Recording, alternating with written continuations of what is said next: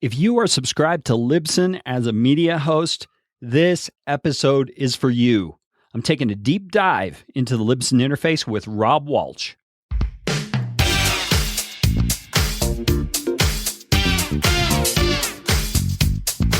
My name is Kerry Green, and I am the client happiness guy at podcastfasttrack.com, and this is Podcastification. This show is all about podcasting. How to do it, how not to do it, best practices, interesting news items that have to do with the realm of podcasting, and who knows what else.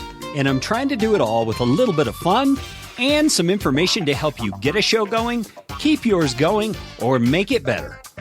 And if you like what's going on here on the show, I would appreciate it, so appreciate it, if you could leave a rating or review on iTunes. You can find out how to do that at podcastfasttrack.com/review.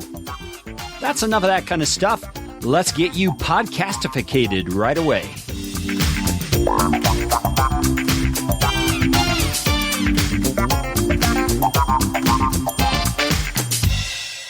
Well, it is great to have Rob Walch on the show again. Rob, how are you doing today? Doing great, Kerry. Thanks for having me on. Yeah, it was quite a treat to see you honored at the Podcast Movement this last month. If in case you don't know, Rob was inducted into the Podcast Hall of Fame. How does that feel to be so famous, Rob? Feels pretty darn good. I'm not going to lie. It does. It feels good. I'm very appreciative. You've definitely done a lot of work in the podcasting niche and have deserved every bit of it. So congratulations. Thank you very much. Yeah, you're welcome. Well, what Rob and I are going to do is a little different from what I normally do on the show. I usually am just trying to bring new things to your attention as a podcaster. But today, I want to go specifically into the Libsyn interface because as I have worked with clients, and about 90% of my clients use Libsyn, I am just noticing over and over and over how many of my clients do not see or do not even know about all the features and functions that are inside Libsyn that could make their life so much easier and their podcasts much more effective. So Rob has agreed to walk through parts of the Libsyn interface with me, the ones that seem the most relevant to me, and to help me understand what some of these features are and how they can be used. And maybe you'll learn something here that can help you get your podcast out. So Rob, are you ready to dive in? Ready.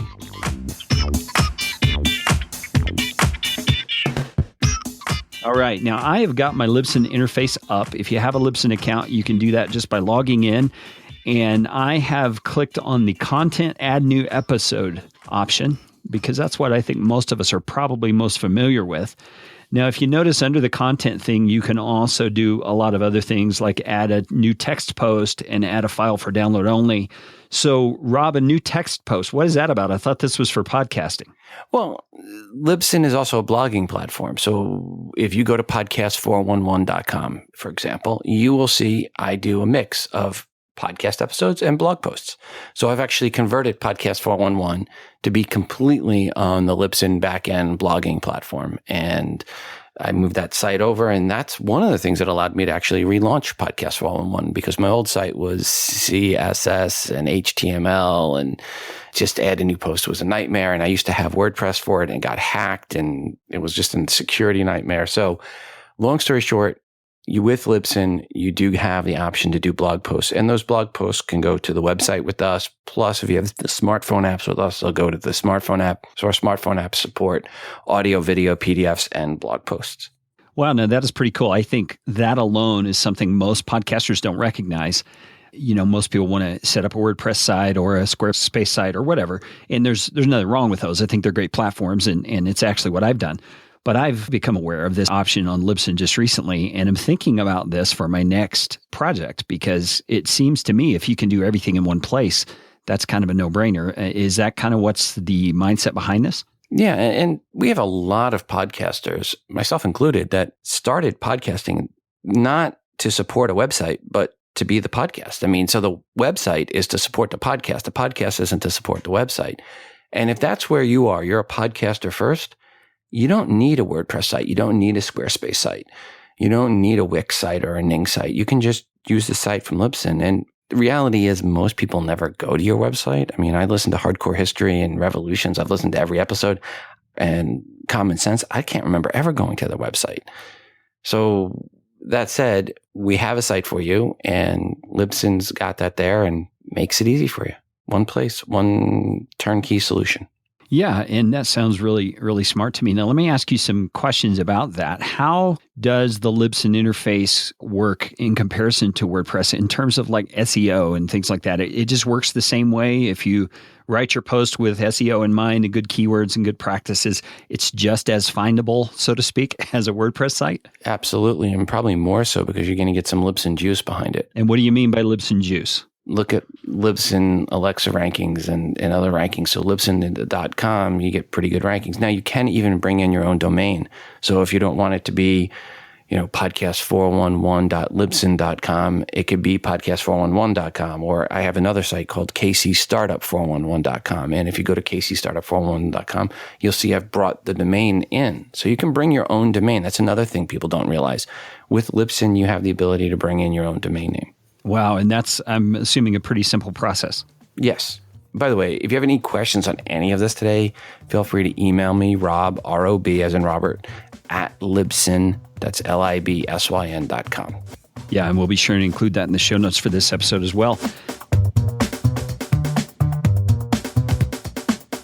All right. Well, continuing on, that's under the content. There's the add new episode, add new text post, and add file for download only. Now, tell me what that file for download only thing is meant to be for and why there's bad advice out there about that. That's meant for whenever you don't want content to go out to the world and you don't want part of your RSS feed and you're trying to restrict or limit where that file goes.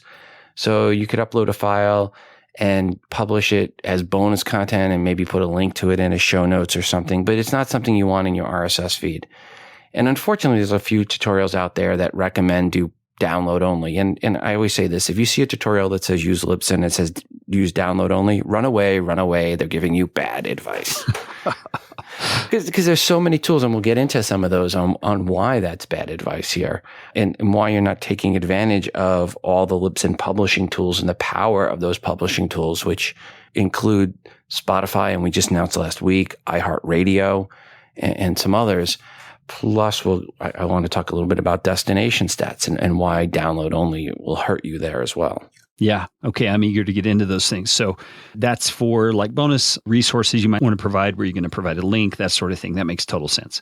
Okay. And then under that content thing as well, I think most people are probably familiar with this. There's options to go to previously published things, scheduled for release things, and drafts, and then a file manager and all that. So I don't really think we need to get into all those. Let's go into the new content window. And the add media file button is probably one of the most familiar things to people. You click on that, you're able to upload from your hard drive. You can upload from FTP. You can copy from a URL, or you can use Dropbox integration, which is what I use most of the time, which is quite a time saver. It uploads a lot faster going that way. And a lot of people do that have a VA.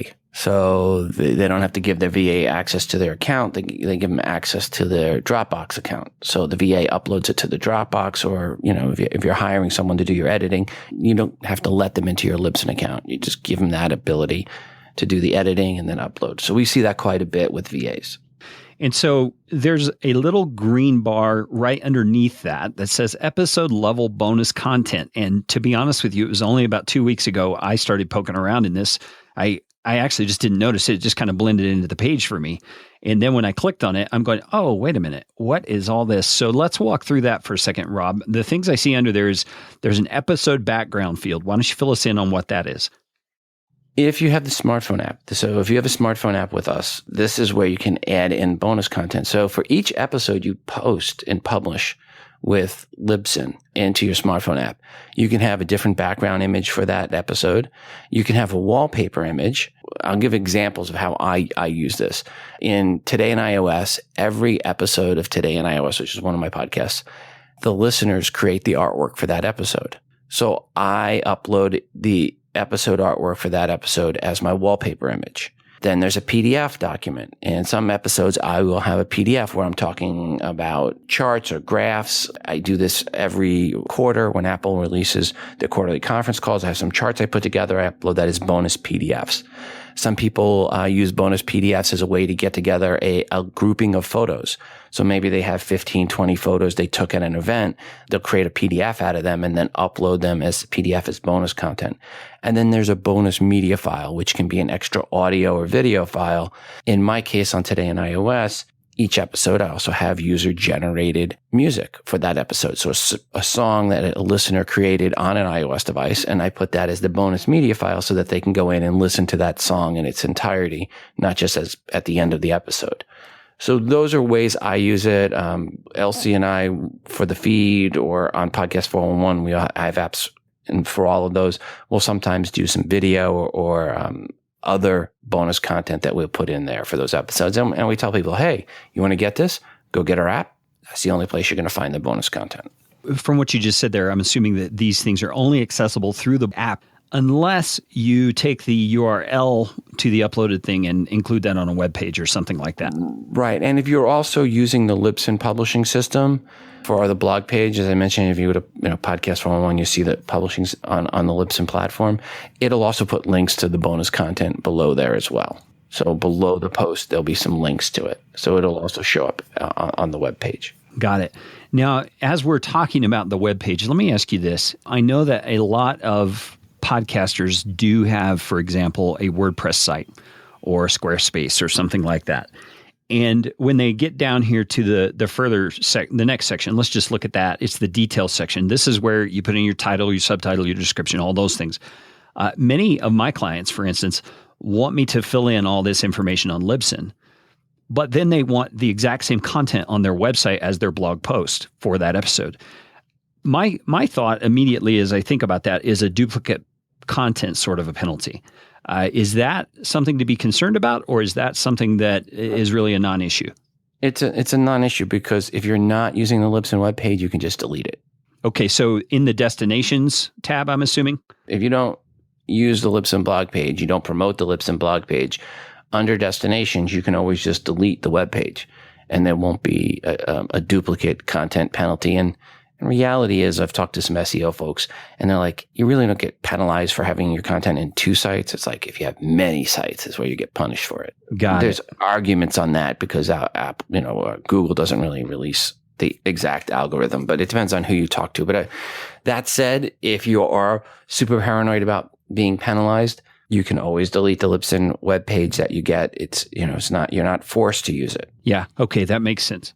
And on top of it, if you want to save some work, you can also set up the Libsyn system to publish to your WordPress site. So we have on publish to WordPress. So that's an option where you do everything in Libsyn and then it publishes to WordPress for you. And that is a destination. Correct. Okay. And we're going to get into the destinations here in a minute if you're not familiar with that terminology. So just hang on and we'll get into what that is. So let me ask you another question about this details screen. If a person is using Libsyn's feed and has submitted that to iTunes for where iTunes gets their information, my assumption is that the details here in this section are what populate your iTunes feed. Correct. For the episode level. Okay. Or on the episode it's level. called, and technically the item level, which is what Apple calls, or what the RSS specs are for an episode is item level. There's channel level, which is the upper level items. And then there's episode level, which are the item levels. Yeah, I think that makes sense. So if you put any live links in here, if you put any images, if you put any resources or things like that, they will pull into the different podcasting apps such as Pocket Casts or the iPhone app so that people can slide to the show notes and it will give them that live link. Is that correct? Correct. And what I always recommend you do is if you have a call-in number or an email address that you want people to give you feedback, make those the first 2 things at the top of your description, because in the podcast app, when you go to the notes, a phone number and an email address will be hot linkable. So someone on the podcast app on their iOS device can call you right from the show notes. They can email you right from the show notes. Yeah, that's a great tip. Yeah, if you want an example, again, just look at Today in iOS, search for Today in iOS and subscribe to it on your iOS device and then go to the show notes for that episode. You'll see those items at the top. Makes it easy to get feedback. Yeah, that's a great thing to know. I've long been telling people to also mention on your episodes that you can contact me through the show notes right there on your smart device. I mean, make people aware that there are show notes there, and they can use that as a contact thing instead of saying go to the show notes page. It's right there on their phone. They can go ahead and use that. So thanks for that tip. Now, let me ask you one other thing about this description area. If someone is not using the Libsyn feed, say they're using PowerPress or, God forbid, FeedBurner to set up their feed, this detail section, I'm assuming, is kind of useless for them. Is that right? I'll just say this. If you're hosting on Libsyn, do not use your WordPress feed. I'll just put it out there. It's a mistake. It's the number one cause of issues in iTunes support forums. And you don't have to take my word for it. Go into iTunes, look at the top 200 shows in iTunes. You will not see shows using the WordPress feed. If you look at Joe Rogan or Mark Maron or The Nerdist or Welcome to the Night Vale, Alice Isn't Dead, all of the NFL Network shows, what you're going to find is they're using their Libsyn feed. The Libsyn feed is much, much, much more reliable than a WordPress feed. WordPress feeds will break and will break randomly when you start adding in third-party plugins. So if you're on WordPress, the whole reason you're using a WordPress site is for the plugins, but the plugins will break your feed. As such, you really don't have ownership and control of your feed in that scenario. Do yourself a favor. Do not use a WordPress feed, and it's easy to switch over. Go to the Libsyn feed. It's much more reliable, and you have full control and ownership of your feed with Libsyn. No one has ever lost an audience member that's used a Libsyn feed. Okay, let me just ask you real quick. If someone wants to make that switch to their Libsyn feed from some other feed, where's the place on the website they would need to do that? They can email me and I'll send them a quick and easy tutorial. But eventually it involves, we do a feed sync to your current feed. That'll bring all the metadata over and match it up to the media files.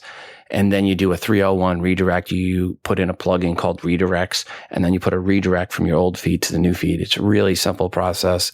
Again, email me and I will send you a tutorial on that. We'll get into other reasons why here when we talk about destinations, why there's other bad reasons not to use WordPress. And one of the other things is if your show becomes popular, the bandwidth usage on your website can be more than the media files themselves. And we've seen people have their website shut down because of, quote, CPU usage or bandwidth usages just from their RSS feed. So it slows your site down, it makes your site less reliable, and your feed is less reliable. There's so many reasons not to use WordPress for your feed. Now, let me ask you another question here I just thought of. It's kind of back to the episode level bonus content. I'm assuming, and I think this is a fair assumption, that anything you upload in that area goes against your storage quota with Libsyn. Is that correct? Correct. Yes. Anything you upload is going to go towards your monthly storage uploads. Yeah, that's just a for your information thing. I just wanted people to be aware of that. Okay, underneath the description, there's an area for thumbnail. I'm assuming this is an episode relevant thumbnail? Correct. So if you have episode specific artwork, you want to upload it here. You want that episode artwork for the RSS feed to match the iTunes specs as you would for your show level artwork. And that means 1400 by 1400 pixels as a minimum, 3000 by 3000 as a maximum, JPEG or PNG, RGB color, and less than 500 kilobytes. You can also, if you're using the Libsyn blog page, have an additional. So there's an option that says use thumbnail set above or use different thumbnail for blog. So you can actually have two thumbnails go up, one that you use for the blog page and then the different one that goes into the RSS feed. So if you actually use a different thumbnail for blog, what will happen is the thumbnail, the original thumbnail that you upload up top will be the one that goes in the RSS feed. And then the one, when you click use different thumbnail for blog custom, there'll be another box. If you click that, you'll see there's another box that will pop below, and that's one you can use for the blog page. So you might want to have a different size artwork. 1400 by 1400 doesn't look so good on a blog page, but you might want it to look a little different anyway. It might be a picture of you and the guest or something else. Yeah, so that's the equivalent of a featured image on a WordPress site or something like Correct. that for the particular post. Okay, right. So that makes sense. That's good to know. And I can see how that's a specific feature that goes along with using the WordPress site. Okay, so down below, the next one is the category. I'm assuming that also has to do more with using a WordPress site than it does actually the feed itself. The category isn't so much about the feed. It's about internal Libsyn items. So it's not really WordPress. It's really about Libsyn. So if you have the smartphone app with us, you can have different category sections. So if you go in to look at the Today in iOS podcast, you'll see all the way on the left menu, there's the episodes and then there's categories. So you could have people look at, for example, on Today in iOS, I have unboxing videos. And one of the categories I just set up for Podcast 411 is not only have I been inducted into the Hall of Fame, but everybody that has ever been inducted into the Podcaster Hall of Fame has been a guest on Podcast 411. Just happened to work out that way. So I created a category for Hall of Fame. So I went and found all the interviews I've ever done with anyone in the Hall of Fame and put them in that category. And then Libsyn now has a category playlist player. So if you go to podcast411.com and you look at the most recent post as of today, July 13th, you will see a post I put together. And at the bottom of that post, the top of it says, my thoughts on podcast movement 2016. At the bottom, there's a playlist player that has all the interviews for the category for Hall of Fame. So this is a way for you to have a category player that you can make on just certain subject matters that can then be embeddable and shareable. Yeah, that's really cool. I like that. And I had never done that and set that up before. So that was something I set up last night when I was creating that post. And it was really cool. It was neat. It's like, oh, I had heard we had that feature. I had never used that feature. So I got to use it and set up the player and just a little bit custom, changed the color scheme a little bit for my category player. So it had red play buttons, whereas my regular episode ones are green. But in any case, it's kind of cool. I liked it. And it's just a nice way to highlight something for a grouping of shows that you have done in the past on your, in my case, it happens to be all the people that had been in the Hall of Fame. Yeah, that's really cool. I love that. All right, the next little field is tags and keywords. And you have a little note under there that says iTunes no longer recognizes episode tags and keywords. So explain to me why we might need this. While iTunes doesn't recognize tags and keywords, because really all iTunes looks at is your title and your author tag,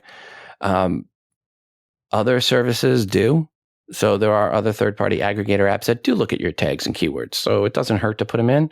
Just understand the big 800-pound gorilla in the room, iTunes, doesn't care if you put them in. Yeah, I think that's something worth talking about, though, because we often get so fixated on iTunes because it is the 800-pound gorilla that we forget all these smaller ones could be where our audience is hanging out. It's kind of hard to know. And so just like you might want to chase a long tail keyword for SEO purposes, you may also want to chase some tags and keywords in those other directories that aren't iTunes, just to reach out to a potential niche in your audience that is there. Right. And this year so far, direct downloads to iTunes and the podcast app are right around 60%, roughly, a little bit higher maybe.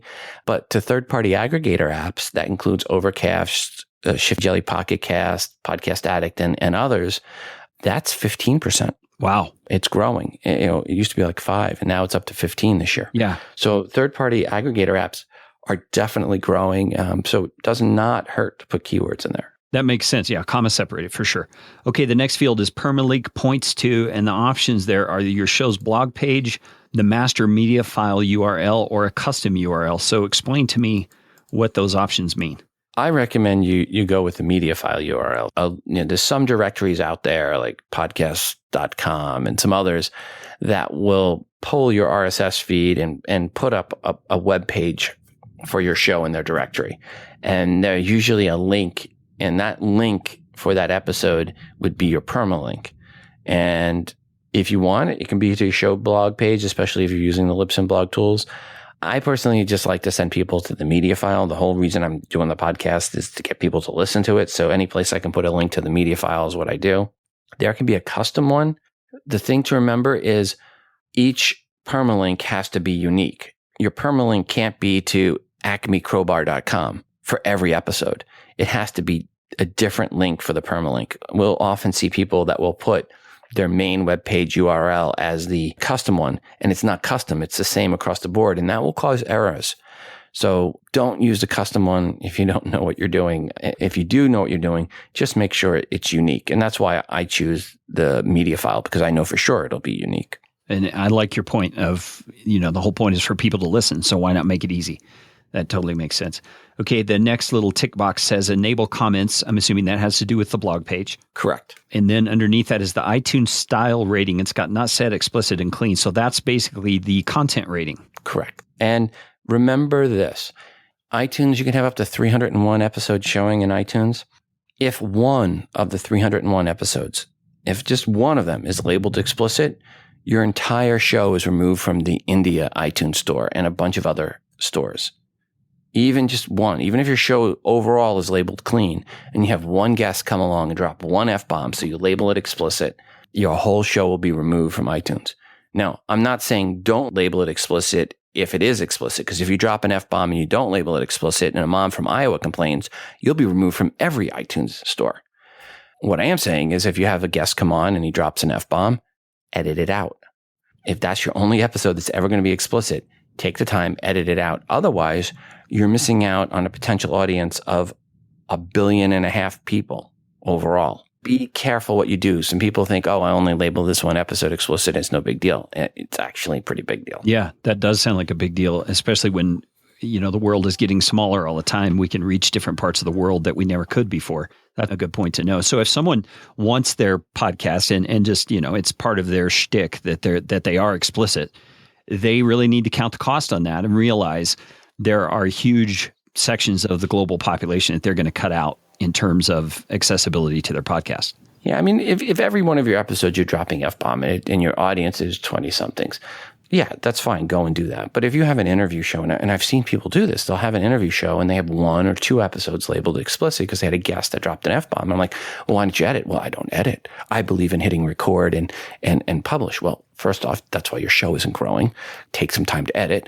And second, you've just now removed the potential audience of 1.5 billion people. So editing's your friend. Use it wisely. Amen. I can't say enough about that. I do that for a living, so you're preaching to the choir on that one. All right, let's move on down to the schedule and release /expiration section. There's actually a section here that you didn't mention that you might not see if you don't have it set up, and that's called social destination custom text. Yeah, I don't see that. If you set up your system to on-publish to Facebook, to Twitter, or to LinkedIn, you will get a text box that allows you to enter a custom tweet, a custom Facebook status, and a custom LinkedIn status. For example, when I release a new episode for my show, I usually release at 2 or 3 in the morning.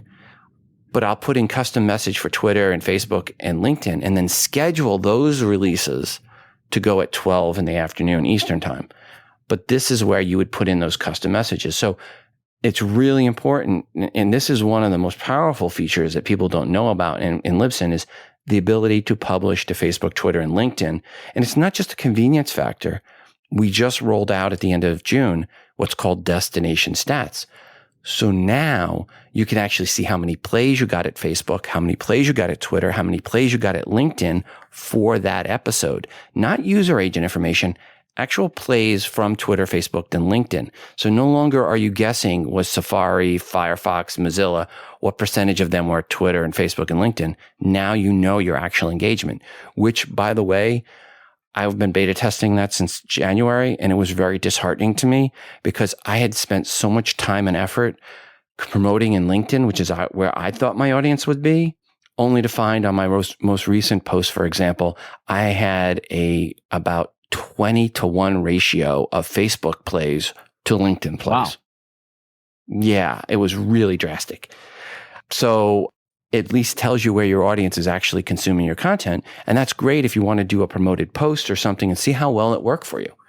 Not just do you get the custom messages, but now you get destination stats. So if you haven't, which you haven't, set up on publish to Facebook, Twitter, and LinkedIn, I highly recommend you do that because it gets you a level of stats you can't get anywhere else. Yeah, that sounds really great. And I love also the feature that you can schedule those out at different times. And I'm assuming even different days.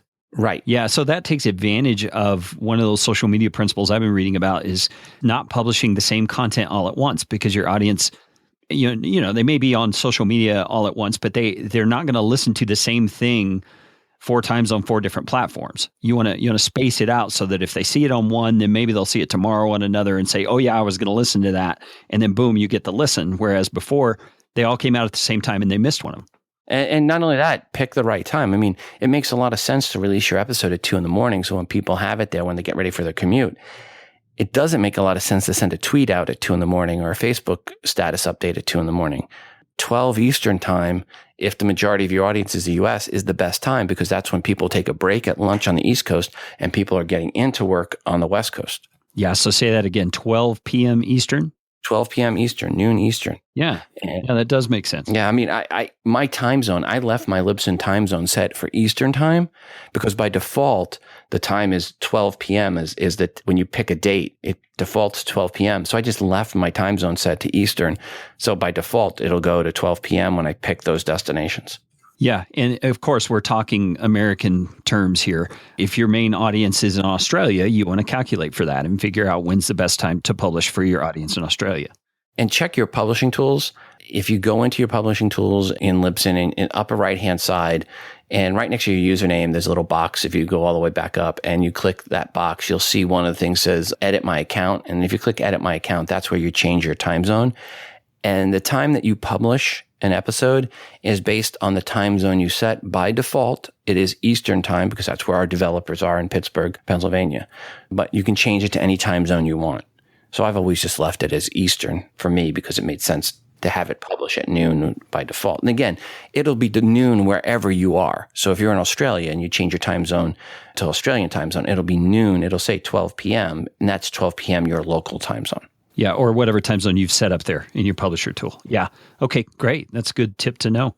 All right, on the schedule and release expiration, it defaults to none, but you have the option there, which I use all the time, to set a release date. You can do that easily. There's all these buttons and drop downs where you can do that. There's also an expiration date. My belief about that is that would be for like limited availability content that you're wanting to use as a promotion of some sort. There's two key reasons we see people using that. We have some professional clients. They only have rights to the music or some content for a limited period of time. So, for example, we had Nike and Adobe and other big clients, and they'll release an episode and they've got some rights to music or something in there, and they only have it until the end of the year or a certain period of time. So they want to expire that episode when they lose the rights to some content they had in there. The other more common reason for the expiration is people plan to make that content available for sale after a certain period of time. So they make episodes available for X number of days or months, whatever it is, a period of time. Then the episode comes down off their feed, and then eventually they make that episode available for resale directly or part of a subscription model or something like that. Okay, that makes sense. And then there's also an advanced tab at the top. And I just got into this morning, just poking around a little bit. And what it looks like for those of you who aren't looking, it shows you all of your destinations, which we're going to get into, that you've set up. So in this instance, there's Android app, iPhone, iPad app, Libsyn Classic Feed, Podcast Source Network app, Spotify, web page, and Wizard Player. So my assumption is, Rob, if you set up other destinations, those would show in here as well. Correct. And then you can set for each of those the release date and the expiration date that we just talked about. So walk me through that. It's not like saying, okay, we're going to release it on July 22nd. You can say, I'm going to release it on July 22nd at 12:06 p.m. or 8:34 a.m., whatever day into the future or past, by the way. So you can release an episode that goes in the past because, hey, maybe I forgot I had something wrong or I lost this episode or whatever it was, and you want it to go into the past. Again, to any day or time in the future or past. And then underneath that section is one called Advanced Options. It has extra tags and TV style ratings. So walk us through that. Extra tags, sometimes you need to have a custom tag. You've got an agreement. There's an app or something. Maybe you have your own custom app and you want to have some extra tags in there. This allows you to do that.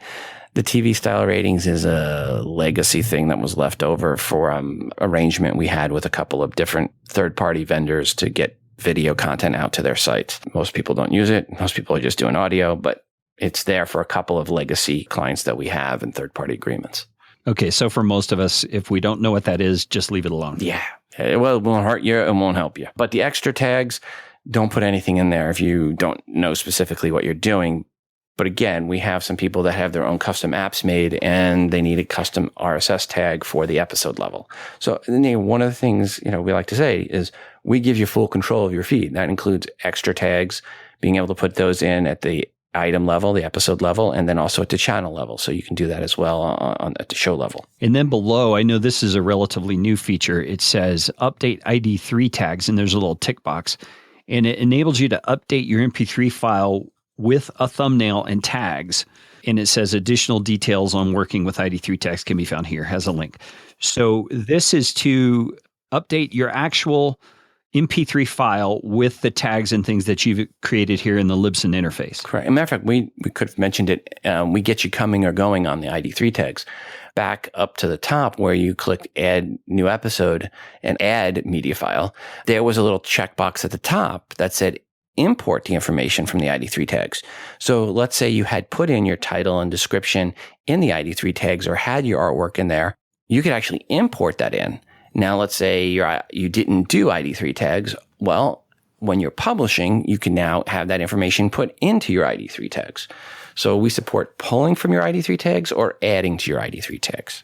That's really a time saver. So let me clarify. On the one where you're adding the media file, there's a tick box that says populate form with ID3 data. That means data from your actual MP3 file that you've already added there. Mm-hmm. So that's a great feature. I didn't even notice that was there. All right, so we've worked our way through the content page. Let's move over to the destinations page. That is up at the top, third from the left. Says add new or edit and view existing. So I'm going to go to add new just so we can look at the actual interface and get an idea of what all is there. Mine shows a section for apps, a section for external, and a section for social. So Rob, walk us through the options here. What's possible with this section? The apps one will, depending on the account level, if you're an advanced 400 plan or greater, you have the option if you would like to get an iOS app and an Android app and a Windows Phone 8 app created just for your show, custom app for your show. If you go in the iTunes App Store, search for TII, you'll find the one that's done for today on iOS. It's also the one that Mark Maron uses for WTF with Mark Maron, and a whole bunch of other people, Aisha Tyler, many use the app that we create for them. So this is your option to do that. It's an additional $10 a month and a one-time setup fee of $50 to have an app. That's it. One-time setup fee, $50, and then a $10 a month adder to your account. Again, if you're in advance of 400 or greater account, you do have to pay Apple a $99 a year fee for a developer license, and there's a one-time $25 fee for Google Play Store. We'll also put it in the Amazon App Store in our account for you, and we'll put it in our account for Windows Phone. I can't recommend highly enough. It is so important because there are 100 million people roughly that download podcasts each month, depending on which survey you believe, maybe 110, 120, maybe even 150 million people. Each month, there are over 1.5 billion people that download apps. A lot of people out there still don't know what a podcast is. They know what a free app is, and they find your content. They might be looking for the specific niche you're covering. Maybe you have a cigar podcast and they're looking for information on cigars. Maybe you have a podcast like I have for Podcast 411, where I went 2.5 years without releasing an episode, but every month had 50 to 100 downloads of the app. I wasn't promoting it. People were just in iTunes searching for an app, or in the Google Play Store searching for an app on how to podcast, and were coming across my app and downloading it and discovering my show via the app. Wow. And getting your app on someone's home screen is so powerful. So powerful. Such a great way to build connection and community. I can see that. You know, Mark Maron, for example, over 250,000 people, individual accounts, downloaded that app. And they downloaded it millions of times, but 250,000 unique user accounts downloaded the WTF app. You know, so people really do like to have that app available for your show. Yeah, that's really cool. All right. So next up is external, and you'll see two things in there: Google Play Music and iHeart Radio. Google Play Music, we create a special Google Play Music feed. I can't stress this enough. Do not use the same RSS feed for Google Play Music that you use for iTunes. Today, at this point in time, Google Play Music and Apple are kind of married on what the categories are. They're not exactly the same. Google Play has just the top level categories versus the Apple having the lower ones. But at some point in the future, you can see a divorce coming between Apple and Google on the categories, right? And now you have to pick which parent you're going to go live with this weekend. Or you can use one feed for iTunes and then the specific Google Play Music feed with the specific Google Play Music tags for Google. And when Google or Apple changes their categories in the future, you don't have to pick who you're going to support. you have that support built in. iHeartRadio, that was announced last week. Now you can get your show into iHeartRadio. Now, if you've only been with Libsyn less than 2 months, you won't see it available. Our agreement with iHeartRadio was that we only make that destination available for shows that are 2 months or older. But once you fill it out, your show will get into iHeart. They're saying right now about a week to get in. It's not an approval process. It's just a process for them getting it submitted in. And the beauty is when you go ahead and click while you're there, go ahead and click add. And you're going to see a bunch of information that you add in here. And there'll be the subtitle and the category that you pick. And you'll see there's specific categories just for iHeart. So it's customized for the iHeart. And you'll see social media profile for your show. So you'll add that information. And there's publisher information. And then there is hosts. And if you click add host, you can have up to 10 different hosts. So if your show has 4 or 5 different hosts, you can put in a picture for each of the hosts, the website for each of the hosts. So maybe you have a show that's a panel session on, let's say, iPhone, and you have 4 different iPhone bloggers that are doing this podcast together. Each one of them can have links to their own sites, to their own Facebook account, to their own Twitter account, to their own Google Plus account, and to their own Instagram account. And you can have, again, up to 10 hosts. So that is a really nice feature. And again, these are things you couldn't do if you were just taking your regular RSS feed and submitting it to iHeart, which you can't do anyway. But that's the beauty of destination stats. And on top of all of that, iHeart is pulling from your Libsyn account each time there's a request. So they're not re-hosting the file. So the destinations, you're going to get the full stats. You're going to see how many plays you really are getting through iHeartRadio. I'm really excited that that's been launched. That's cool. All right. The next section is social.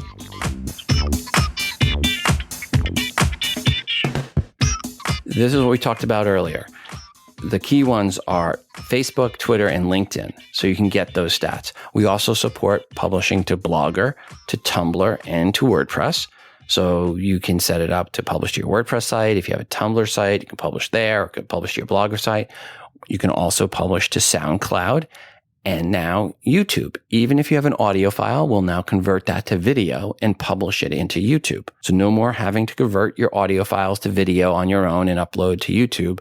We'll do that for you, and it doesn't count against your storage. Wow, that is really cool. So on the YouTube option, just since that's the newest thing and is kind of intriguing to me, when you add that and then you're going to publish there, does it take the cover art from your episode and make that your overlay? Correct. Yeah, okay. So if you do the episode-specific cover art, that would be different for every episode then? Correct. And that's what I highly recommend you do. Don't have episode artwork, then it'll just take your show-level artwork and you'll have the same image for everyone in YouTube. It doesn't look as good. No, it doesn't. I've had clients who have actually paid me to do that for them in the past, and they would just do the same cover art on everyone. And after a while, people just get lost. And the beauty is if you're already a Libsyn customer and you have 100 episodes, you can have it bulk upload all your old episodes to YouTube. Wow, that's really cool. So instant YouTube channel. Yes. I used to manually convert my Today in iOS episodes to video and then upload to YouTube. And it was a pain. And at 3 a.m, I really didn't want the extra hour of work. So ultimately, I stopped doing it. And now set it up 2 minutes and I'm done. And I don't have to worry about it anymore. That sounds great. Now, let me ask you, on each of these destinations that you set up, we saw earlier you can schedule each of them for the day and time that you want them to publish. Is there any kind of recurring sort of a function where you can have it publish today at 2 and today at 7? No, it's only going to publish one time to each destination. Okay. Yeah, we actually have it set up to only publish one time because what we found out early on was people were accidentally republishing over and over and over. They were changing things and it was republishing. So that was actually a big complaint. So we set it up so that it'll only publish one time to those destinations. That's understandable. Now, let me ask you about this as well. I should have asked you this when we were back on the description area of the content for a particular episode.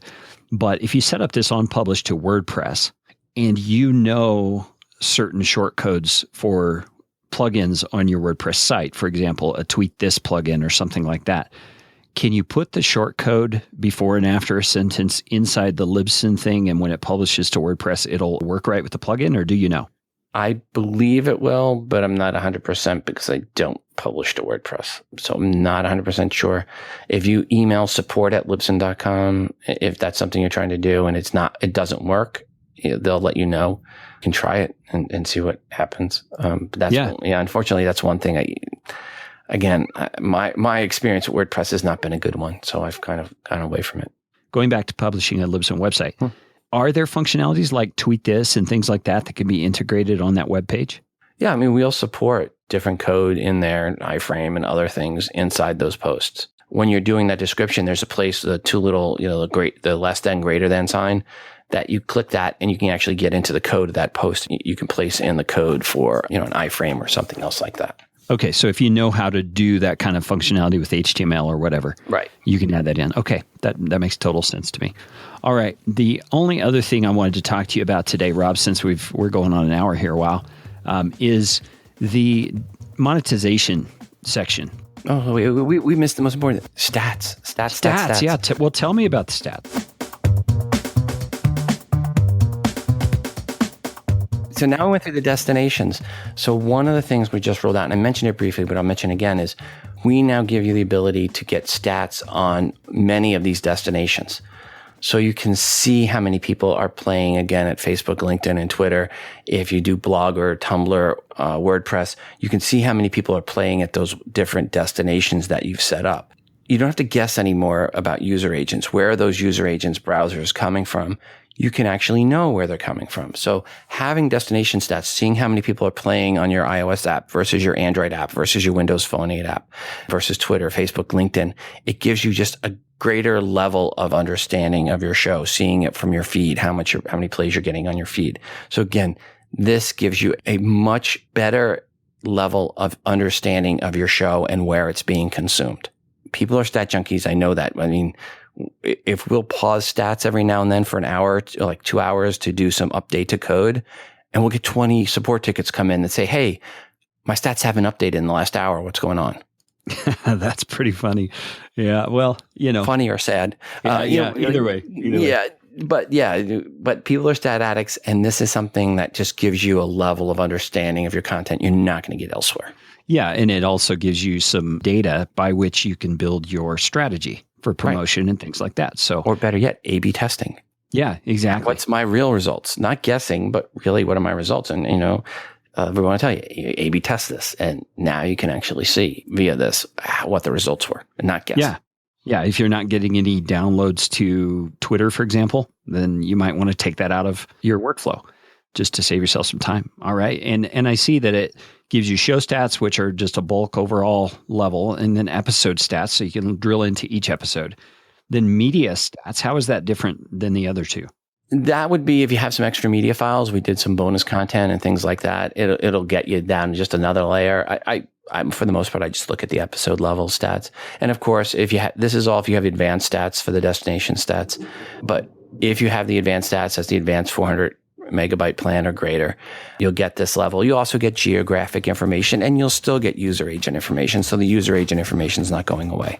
This is, again, just in addition to what you already had. So we're just giving you another level of statistics. All right, now on to the monetizing. You've got advertising and then premium My Libsyn. So tell me what those two are. The two main ways that we see people monetizing are, one, through advertising, and you can work with us. We'll help bring you ads. So we work with Casper and Harry's and Warby Parker and others. Many campaigns are host read. You'll read the ad and we'll set up the agreement with you. Some campaigns we have are via ad stitching. We also have ad stitching tools. So we'll stitch ads into your whole back catalog. And sometimes you get your own ads and you want to stitch them in, and you can work with us to use our ad stitching tools to have ads stitched into your back catalog. We'll charge you a fee for that if you're bringing the ads in on your own. If you're working with us for an ad campaign, we won't charge you for the ad stitching tools. So we have those abilities. Once you're accepted, there's a manage advertising slot. So you can pick up to 10 mid-roll slots for each episode. Plus you already get a pre-roll and a post-roll slot. And then you can set up filters, whitelist or blacklist filters. So you can say, okay, I'll put these ads only into these episodes, or put these ads into any episodes but these. For example, that might be where you have an advertiser and you had an episode where you interviewed the CEO of their competitor. Maybe not the best to have a Ford commercial when you're interviewing the GM, the GM CEO, and vice versa. Yeah, makes total sense. Okay, and do you also have some say over what ads go on your show? Every ad campaign we run is what we call double opt-in. You say yes to the advertiser and they say yes to you.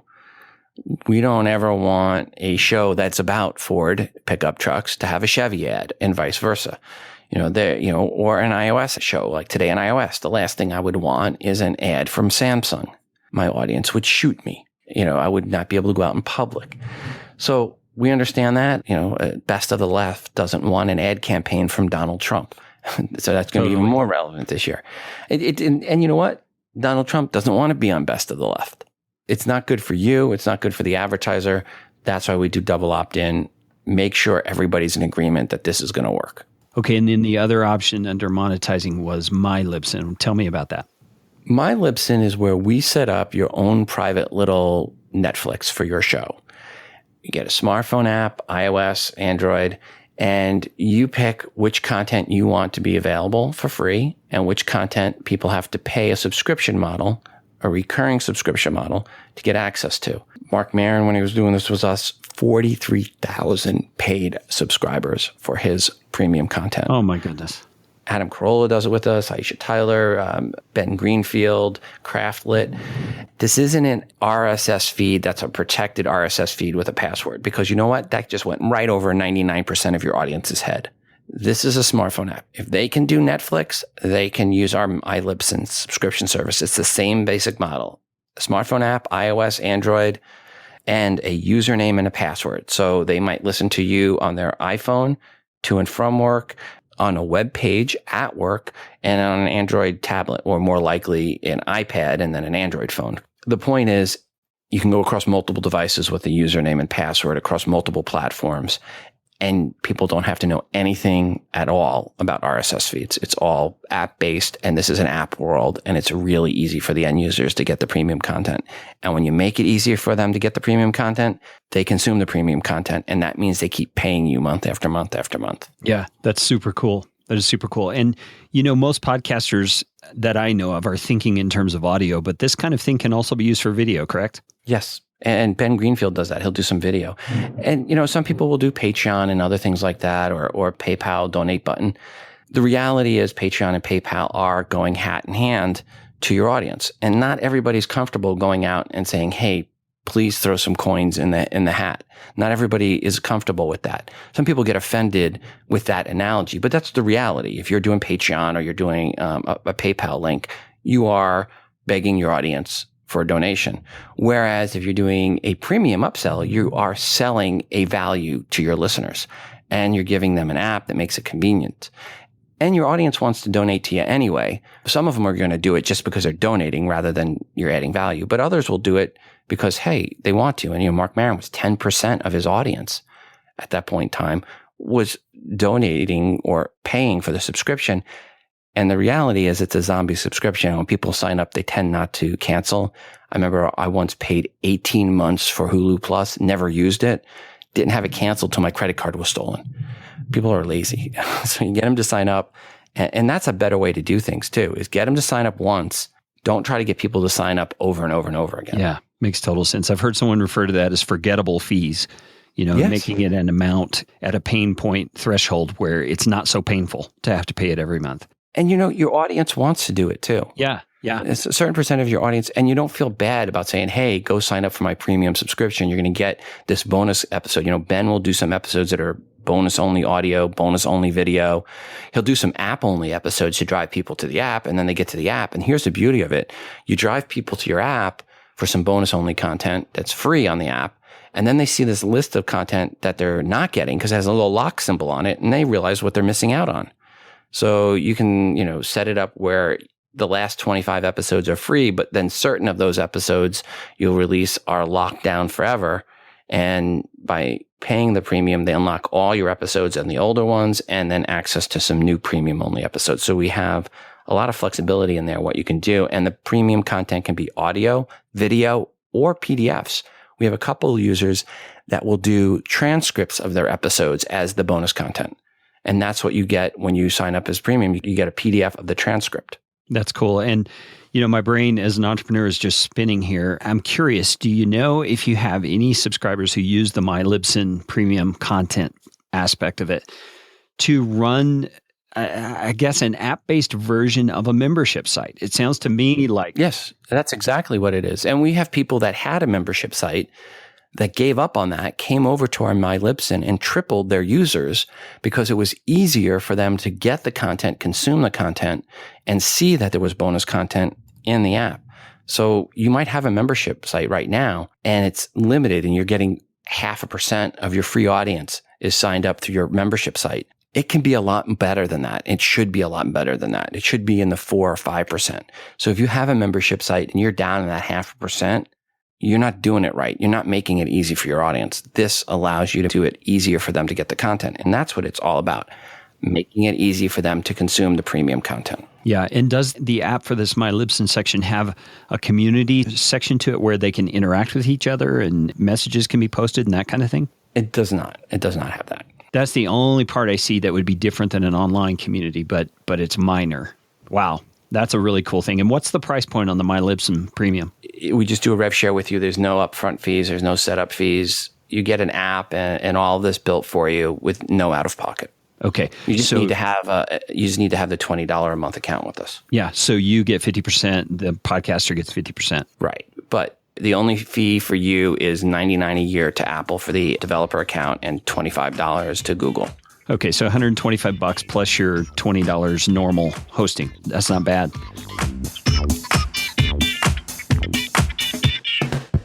Well, Rob, I totally appreciate your time today. Hall of Fame podcaster who's here on my show. I feel very honored and that you've taken so much time. It's great. Anything, last words, things you want to ask of my audience? No, I'd like to say, Harry, thank you for having me on the show. And if your audience has any questions, email me, rob@libsyn.com. More than happy to answer any questions they have. Go to podcast411.com or Today in iOS. Get the app and you can look at that. But go to Podcast 411. You can see what our site looks like and you can see the tools. And I completely redid Podcast 411 to be on the Libsyn system and show you what is possible. That's really cool. And if you're interested in hearing more about Libsyn as things come out, they also have a great podcast called The Feed. Rob, where can we find that? Go to thefeed.libsyn.com. So thefeed.libsyn.com. That's the best place to go. And we release that every other week. And now Podcast 411 is going to be the other week. So 1 week is the feed. The next week will be an episode of Podcast 411. So I'm going to alternate back and forth on that. But yeah, Elsie's the co-host and producer of that show, and she does a great job putting it all together. And I'm just kind of just show up and get to talk. So I love that podcast. Yeah, that's the way to do it. All right, Rob, thanks so much for your time. Gary, thank you so much for having me on the show. You bet. Hello. So, wow, did you realize that Libsyn has so many features and so many great things you could do? I mean, that podcast app, oh my goodness, my wheels are turning. I hope you've enjoyed this episode. Be sure to reach out to Rob and the Libsyn team if you have any questions, or you can email me, Carrie@podcastfasttrack.com. I appreciate you listening to Podcastification. If you would go to iTunes and leave a rating and review, I would totally love that. You can go to podcastfasttrack.com/review and leave that rating and review. And until next time, have a podcastificating day. This show is brought to you by Podcast Fast Track, where my team provides professional podcasting services without the time suck. Full production, editing, and show notes all in one monthly subscription package. You can find out more at podcastfasttrack.com. Now go out and make it a podcastificating day.